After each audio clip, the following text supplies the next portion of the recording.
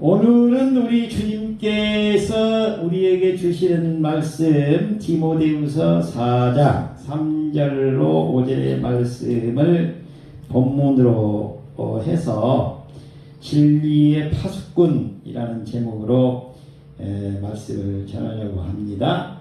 오늘 주시는 말씀으로 은혜 받으실 수 있기를 주님의 이름으로 먼저 축원해 드립니다. 우리의 기준은 예수 그리스도. 우리는 진리를 따라가는데 진리가 뭐냐? 지난 시간에도 잠깐 언급했듯이 우리 주님께서는 요한복음 14장 6절에 나는 길이요 진리요 생명이라고 말씀합니다. 나로 말미암지 않고는 아버지께로, 다시 말하면 천국으로 갈 수 없다라고 말합니다. 우리가 천국으로 가는 길은 오직 예수의 손을 잡고 가는 것입니다. 예수는 말씀합니다. 예수님께서는 나는 진리다, 예수는 진리다, 예수는 길이다, 예수는 생명이다라고 말합니다. 나 빼고는, 내 손 잡지 않고는 천국으로 갈 수 없다라고 분명히 말하고 있습니다.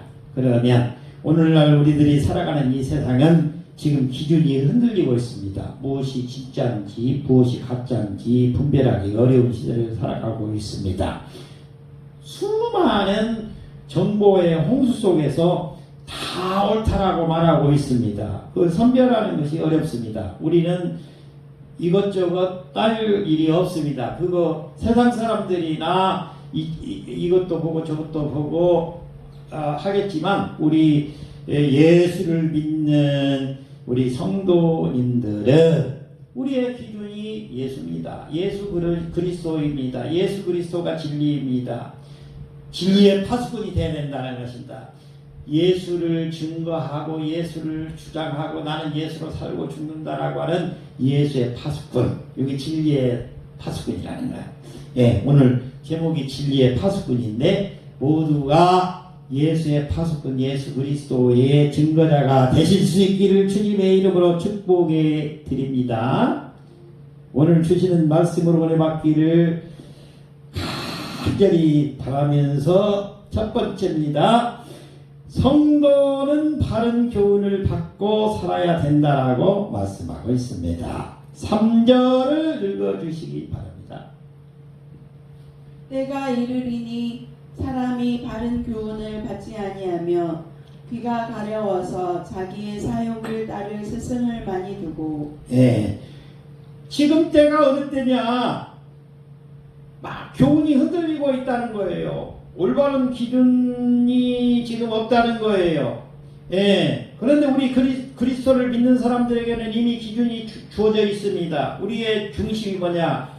우리가 믿을 것은 오직 뭐예요? 예수 그리스도. 예수 그리스도를 중심에 삼고 살아가는 것입니다. 성도들은 특별히 택함받은 하나님의 백성들입니다.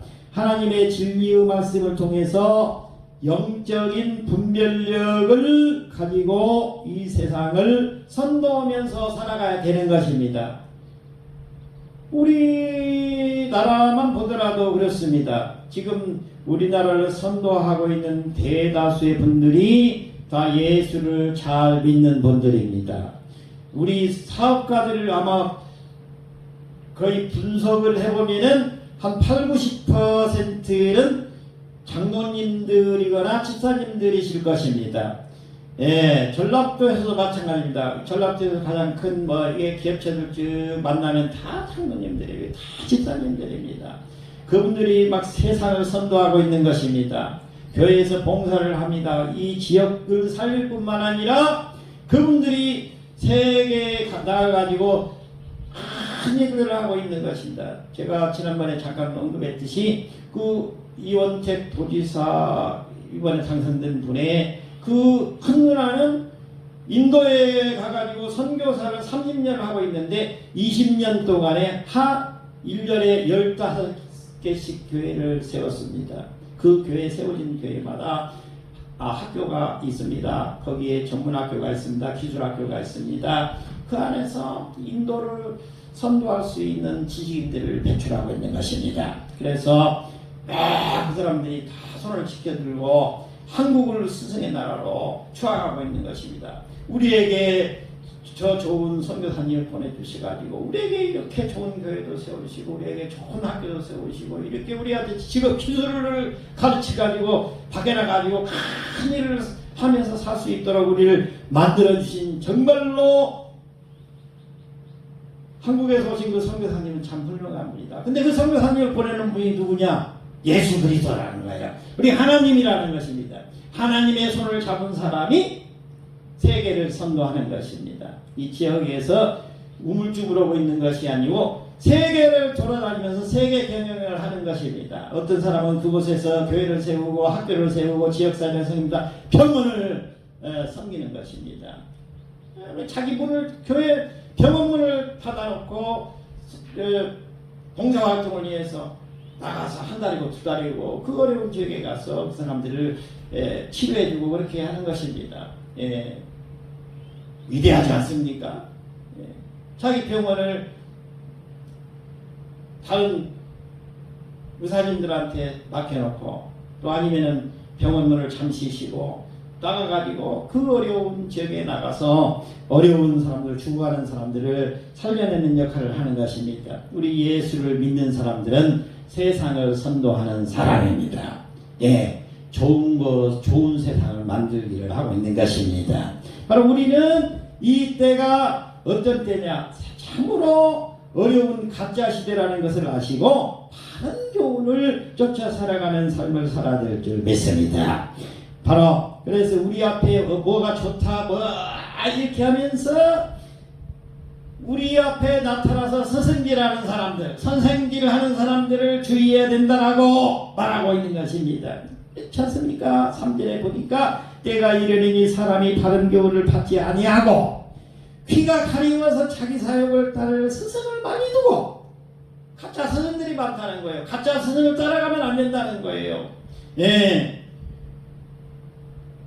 겸손하게 교회에 나와서 예수 그리스도를 손잡고 예수 그리스도를 놓고 예수님이 이렇게 살아라고 하는 말씀을 쫓아 살아가게 되면 나도 살고 우리 가족도 살고 우리 자손도 살고 대대로 우리가 축복받고 살 수가 있는 것입니다. 바른 교훈은 우리의 영혼을 바르게 세우는 영적인 영양소가 된다라고 말씀하고 있습니다.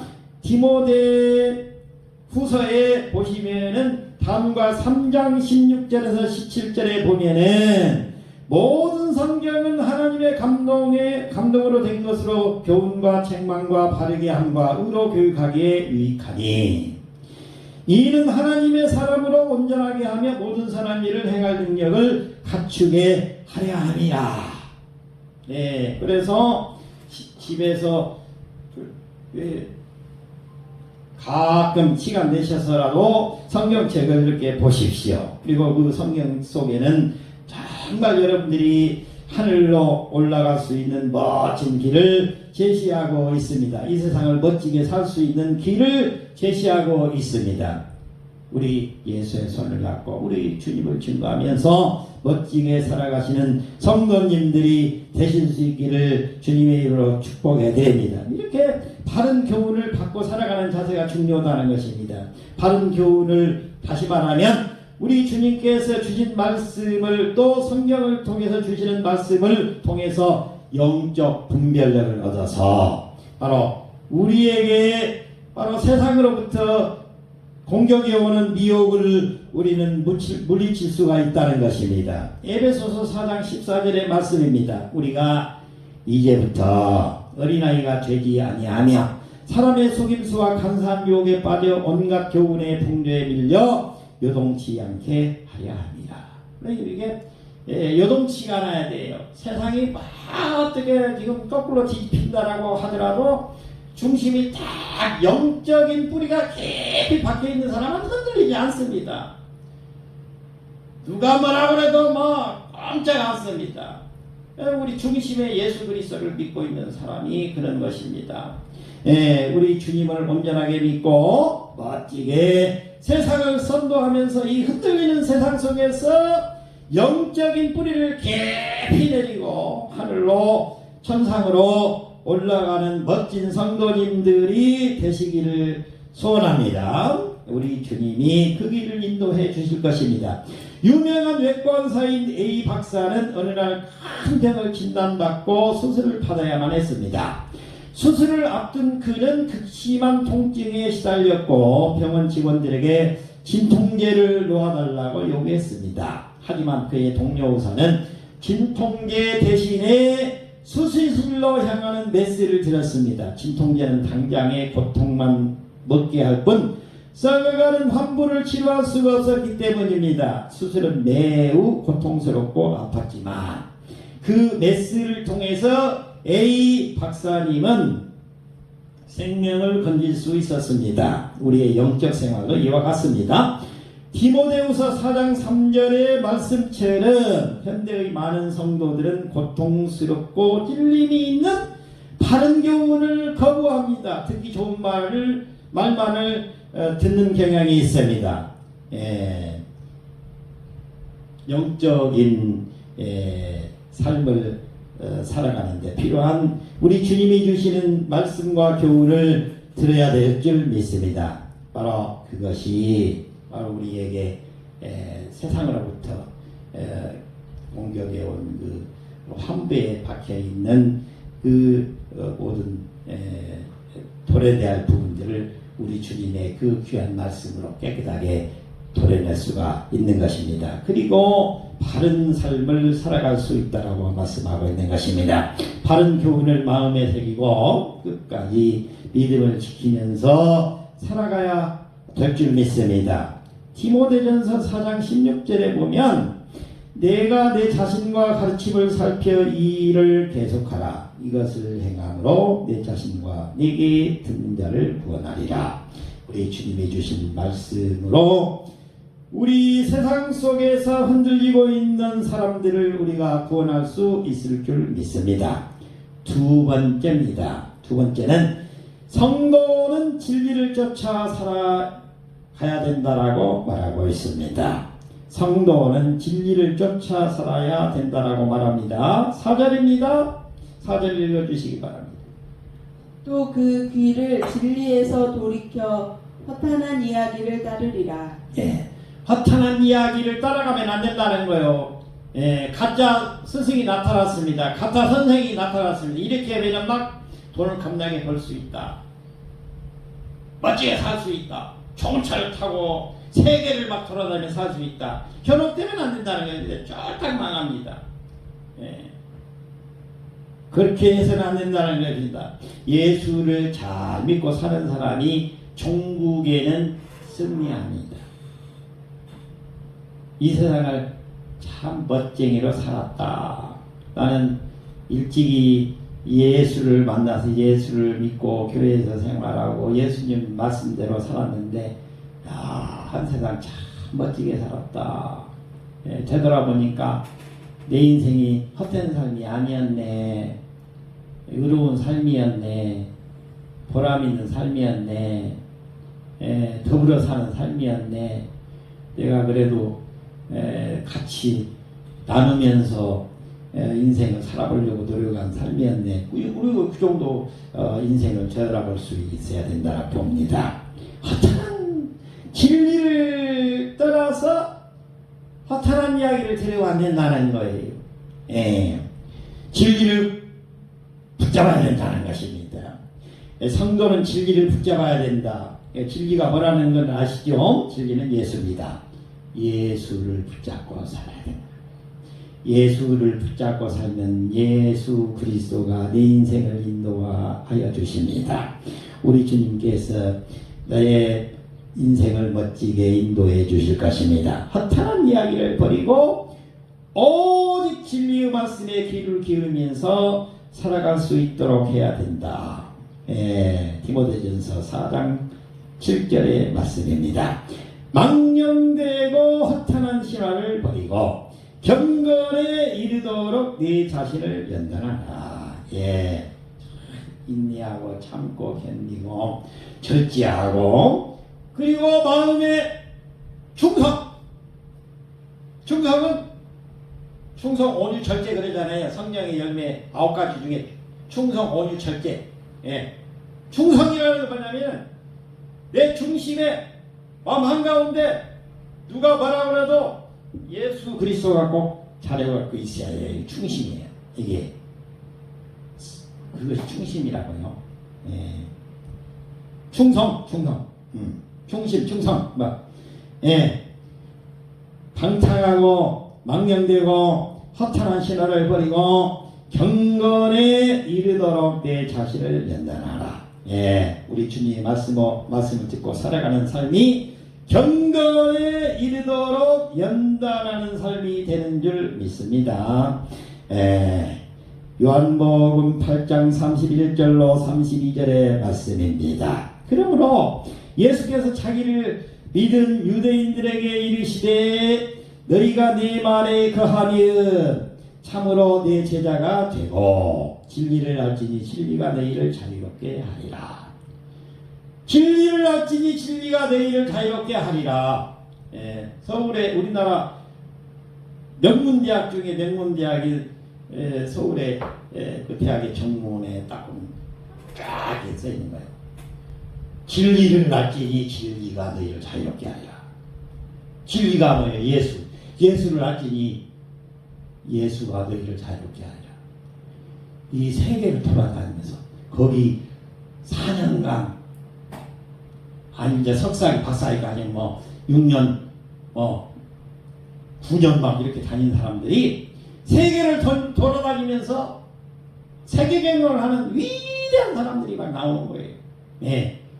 거기 출신들이 세브란스 병원이고 하여튼 거기에 출신들이 엄청나게 우리나라에 영향을 미치는 거예요. 예. 예.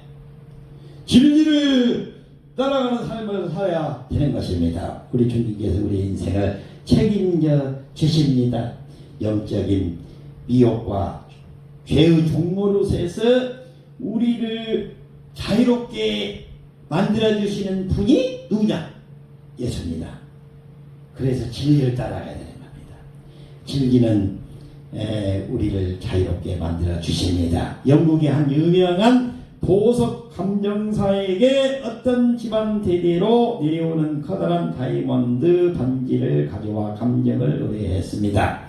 그 반지는 외관상 너무나 화려하고 눈부셔서 주변 사람들은 모두 수십억 원을 호가하는 최고의 보석일 것이라고 확신했습니다. 의뢰인 역시 그 보석의 아름다움에 도취되어 있었습니다. 그러나 감정사가 정밀 현미경으로 보석을 내부를 들여다본 결과 그것은 정교하게 만들어진 큐빅, 다시 말해서 가짜 보석이라는 거요.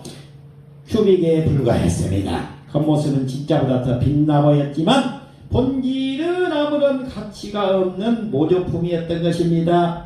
감정사는 의뢰인에게 단호하게 말했습니다. 눈에 보이는 화려함에 속지 마십시오. 이것은 빛만 흉내낸 가짜입니다. 우리가 살아가는 이 세상의 허탄한 이야기들도 가짜 보석과 같은 것입니다. 세상의 성공적인 신화, 쾌락, 물질 중심의 가치관 이런 것들은 우리 눈을 사로잡을 수는 있겠습니다만은 그것이 우리를 인도할 수는 없는 것입니다. 그 길 따라가게 되면 패망하게 됩니다. 가짜입니다. 가짜 껍데기에 불과한 것입니다. 눈앞에 보이는 세상의 화려함을 쫓지 마시고 영원히 변치 않는 참된 보석이신 예수 그리스도의 진리를 쫓아서 살아가시는 성도님들이 되실 수 있기를 주님의 이름으로 축복해 드립니다. 마무리하겠습니다. 세 번째입니다.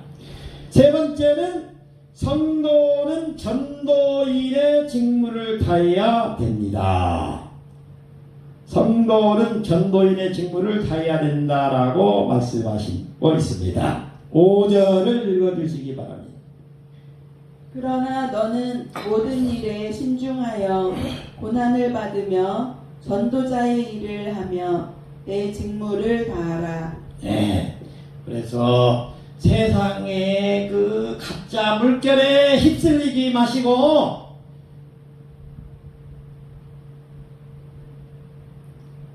이 모든 일에 신중해서 고난을 받으면서도 전도인의 사명을 어떻게 하면 다할 수 있는지를 생각해야 된다는 것입니다. 모든 일에 신중하고 고난을 받으면서도 전도인의 자리를 지켜내야 된다라고 말씀하고 있습니다. 디모데후서 3장 12절 말씀입니다. 참으로 그리스도 예수 안에서 경건하게 살고자 하는 자는 박해를 받으리라. 우리 때로는 우리 예수를 믿는 것 때문에 손해가 날 수도 있습니다. 손해가 나면 축복해 주셨다라고 믿으시면 됩니다.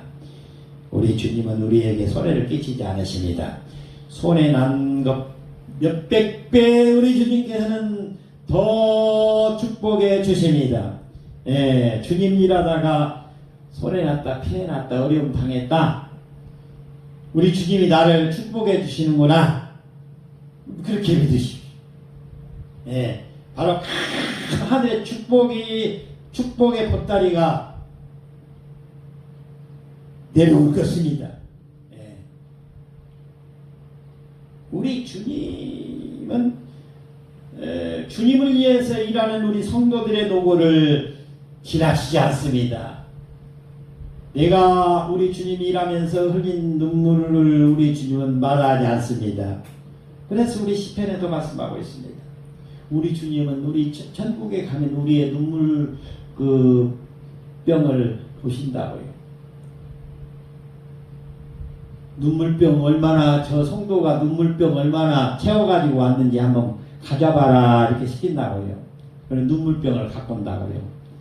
네가 예수 믿는 것 때문에 눈물을 많이 흘렸구나. 우리 주님이 축복해 주신다고요. 우리가 보상받기 위해서 뭐 교회 일하고 하나님의 일을 하는 것은 아니지만 그래도 우리 주님은 우리 주님을 위해서 주님의 일을 위해서 애쓰는 성도들의 노고를 마다하지 않습니다. 몇백 배로 몇천 배로 축복해 줍니다. 우리 자손 후손들까지 축복해 주신 것을 믿으면 몇천 배 몇만 배가 될 줄 모릅니다. 예수를 잘 믿고 우리 주님이 내려주시는 천상의 축복을 듬뿍 받아 누리시기를 바랍니다. 디모데후서 4장 2절의 말씀입니다. 너는 말씀을 전파하라. 때를 얻든지 못 얻든지 항상 힘쓰라. 범사에 오래 참음과 가르침으로 경책하며 경계하며 권하라. 전도인의 사명을 다하라고 말합니다. 안 됩니다. 못 합니다. 힘듭니다. 그렇게 하시면 안 된다는 것입니다. 우리 교회 오시면 잠잘 것도 있습니다. 그냥 계시면서 편안하게 계시면서 뭐 밥도 해 드시고 잠도 주무시고 이렇게 기도도 하시고 교회 문 활짝 열어놨으니까 그렇게 하셔도 됩니다. 오갈 데 없는 사람 있으면은 우리 교회 지금 저 식당 건물이 다 이제 준비되어 있지 않습니까? 오셔서 계시면서 밥도 수술을 해 드시고 이렇게 안정을 찾으십시오. 예수를 만나십시오. 전달하면 돼요. 벼 있는데요. 저도 돌아다니면서 우리 목사님들을 만나거나 또 만나는 얘기를 하거든요. 우리 지금 오시면 식당 건물에 지금 방이 벼 있습니다. 그러니까 거기서 주무셔도 됩니다. 밥 해 드셔도 됩니다. 걱정하지 말 필요 없습니다. 편히 몇 날 며칠 몇 달 있어도 됩니다. 거기서 사셔도 됩니다. 우리 주님을 만나서 축복하시면 됩니다. 그러니까 그분들이 또 오셔서 주무시고 교회 예배 참석하시고 그러면은 우리 주님이 그분을 통해서 축복해 주시고 그분의 손을 통해서 또 축복해 주시고 그 사람을 통해서 또 많은 사람들이 연결되게 해주시고 이 교회를 살려내는 역할을 하는 것입니다. 그래서 우리는 전도인의 사명을 다해야 된다는 것입니다. 우리 예수님께서 알아서 하시는 것입니다. 우리는 그냥 안 됩니다. 오시면 우리 교회는 잘 데도 없습니다. 안 됩니다. 전기세 많이 나옵니다. 이렇게 해갖고는 안 됩니다. 전기세가 아무리 많이 나오더라도 우리 교회 오십시오. 참 자십시오. 마음껏 편하게 쉬십시오. 우리 주님이 그 상황을 통해서 얼마나 축복해 주실지 모릅니다. 예. 전도를 해야 되는 것이 때를 얻든지 못 얻든지 복음 전파를 최우선 사명으로 삼아야 된다라고 말씀하고 있습니다. 스코틀랜드의 거센 앞바다에는 거친 파도가 암초로 악명 높은 섬이 있었습니다. 수많은 배들이 그곳에서 길을 잃고 자초되자 정부는 그 섬에 거대한 석조 등대를 세우고 한 등대지기를 임명했습니다. 등대지기의 임무는 밤마다 불을 밝혀 배들이 안전하게 항해하도록 돕는 일이었습니다. 어느 겨울날 역대급 폭풍우가 몰아쳐서 섬 전체가 고립되었습니다. 거대한 파도가 등대를 집어삼킬 듯 밀려왔고 등대지기의 방까지 바닷물이 들이쳤습니다. 식량은 떨어졌고 통신마저 끊겼습니다. 등대지기는 추위와 공포 속에서 이제 그만 대피하고 불을 꺼버릴까 하는 유혹에 맞았습니다. 하지만 그는 바다는 어딘가에서 이 등대의 불빛 하나만을 바라보면서 사투를 벌이고 있는 선원들을 생각했습니다. 그는 몸이 얼어붙는 고난 속에서도 매일 밤 높은 계단을 기어 올라가서 기름을 붓고 불을 밝혔습니다. 폭풍이 지나가는 수많은 선원들이 그 불빛 덕분에 목숨을 건졌다면서 감사의 인사를 전했습니다. 우리도 살아가는 이 세상은 영적으로 거친 폭풍우가 몰아치는 바다와 같습니다. 성도는 이 어두운 세상에서 영혼을 살리는 복음의 불빛을 밝히는 등대지기입니다. 디모데 후서 4장 5절 말씀처럼 전도의 사명을 감당할 때에는 때로는 고난이 오고 낙심할 일이 생깁니다. 그러나 내가 전하는 복음의 한 마디가 죽어가는 한 영혼을 살리는 유일한 생명줄임을 기억해야 합니다. 어떤 어려움 속에서 영적으로 깨어 전도인의 직무를 다하는 충성스러운 성도가 되실 수 있기를 주님의 이름으로 축원해 드립니다. 기도하겠습니다.